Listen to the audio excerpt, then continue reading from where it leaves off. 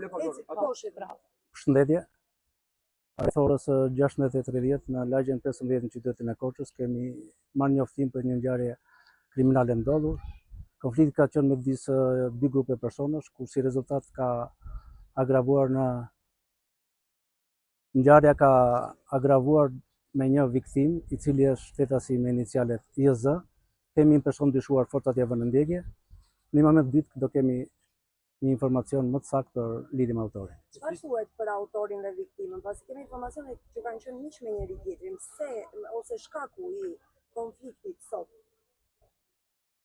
Konflikti ka ndodhur në orën rreth në orës 14, ka ndodhur në një lagje në afërsi ku është vendi i ngjarjes, më pas ka precipituar në afërsi të banesës së viktimës dhe ku kemi pas përdorimin e armës zjarrit.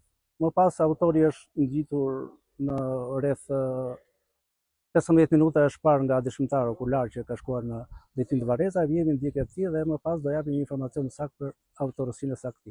Me çfarë armë zjarri bëhet fjalë dhe në trupin e viktimës, pra janë gjetur armë të tjera sende të ftohta? Viktima është vrarë me armë Kalashnikov, gjithashtu viktima ka pasur në dorë një armë të ftohtë, armë thik. Gjatë përleshjes autori ka përdorur Kalashnikov. A dihet shkaku i konfliktit mes palëve?